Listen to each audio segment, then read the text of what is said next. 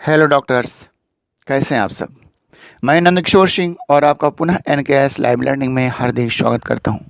अब काउंसलिंग प्रक्रिया पर ज़्यादा चर्चा स्टेज छोड़कर और किन्हीं राज्यों की मोपअप छोड़ करके कुछ कहने के लिए बचा ही नहीं है। आइए आज बात करते हैं सबसे पहले लो स्कोरर के लिए और जानते हैं स्ट्रीम में उनकी क्या भागीदारी रहेंगी। जो छात्र डिम्ड और स्टेट्स की तरफ बढ़ेंगे उनके लिए क्लिनिकल और नॉन क्लिनिकल की बात करेंगे आज।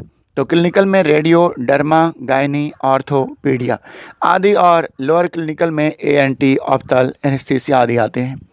डिम्ड में अपर क्लिनिकल की बात करते हैं तो डिम्ड में अपर क्लिनिकल की सीटें निकल कर बाहर आना असंभव जैसा है, लेकिन जो है आ भी सकती हैं। तो राज्यों की बात करें तो स्टेट्स में अपर क्लिनिकल जरूर देखने में वो मिलेंगे। संभवतः साउथ के राज्यों की तरफ आप मुड़ सकते हैं, अवश्य वहाँ आपको डिम्ड में अपर क्लिनिकल देखने को मिलेंगे, जैसे कि तमिलनाडु, पुडुचेरी में लक्ष्मी नारायण, इन सब कॉलेजों में काफ़ी हाई रैंक गई हैं।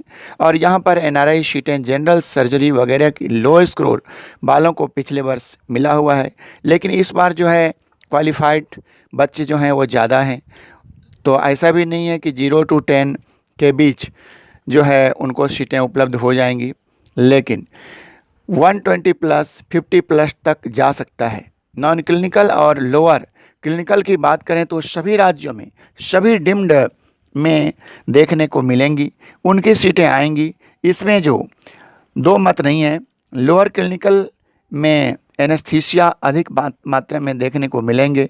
वेस्ट बंगाल में, कर्नाटका में, बिहार में, छत्तीसगढ़ में आदि ओपन स्टेट्स में अप्लाई आप कर सकते हैं। महाराष्ट्र में डिम्ड के लिए आप देख सकते हैं, वहाँ पर पिछले वर्ष भी लास्ट तक डिम्ड में सीट देखने को मिली थी, यानी बच गई थी। तो इस वर्ष भी आप जो है अपर क्लिनिकल के तरफ जाएंगे तो नॉन क्लिनिकल को भी जो है आप देखते हुए सीटें आपको ज़रूर मिलेंगी। तो अब बात उठती है सभी राज्यों की रजिस्ट्रेशन यदि आप कर देते हैं, मोपअप की भी रजिस्ट्रेशन कर देंगे और 2 जगह सीटें आपको अलाउट हो जाएंगी, तो क्या करेंगे आप। अब रिजाइन करना पड़ेगा। तो स्टे के बाद कुछ कर नहीं सकते, क्योंकि सेकेंड स्टे की कोई संभावना ही नहीं है।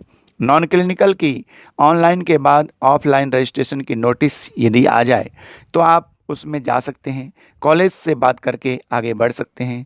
तो ऐसा यदि अगर होगा तो आप जा सकते हैं, लेकिन उसके लिए रजिस्टर्ड रहना चाहिए। आपको सारे डॉक्यूमेंट्स रेडी रहना चाहिए, यानी वेरीफाई रहनी चाहिए। सभी राज्यों में जो है रजिस्ट्रेशन की प्रक्रिया की हुई होनी चाहिए। किन राज्यों में क्या चल रहा है, जिन राज्यों में नॉर्मल काउंसलिंग की सीटें हैं वो तो जल्दी ही भर जाती हैं, आप जानते हैं।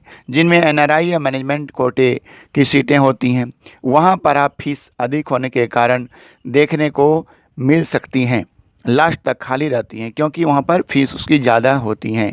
तो अब सोचने वाली बात है, सारे बच्चे क्वालिफाई हैं तो उनमें से बहुत अधिक बजट वाले भी हैं जो सीट को शीघ्र भरने की कोशिश करेंगे, आगे बढ़ने की कोशिश करेंगे। लेकिन जो है स्टूडेंट्स 70 नंबर पर जो हैं तो वहाँ पर यदि वो जाना चाहते हैं तो ये थोड़ा मुश्किल लग रहा है।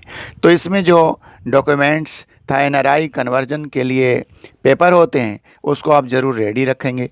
चॉइस फिलिंग बिल्कुल सही तरीके से होना चाहिए आपका, तो उतनी देर तक और सीटें खाली भी होनी चाहिए।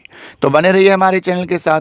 यदि आप चैनल पर नए आए हुए हैं तो प्लीज़ चैनल को सब्सक्राइब कर दीजिएगा, और हमसे किसी प्रकार का सवाल पूछना चाहते हैं तो हमारे जो WhatsApp नंबर है उससे आप सवाल पूछ सकते हैं। मिलते हैं फिर किसी नेक्स्ट वीडियो में न्यू अपडेट्स के साथ। तब तक के लिए जय Hind, Vande Mataram, best of luck.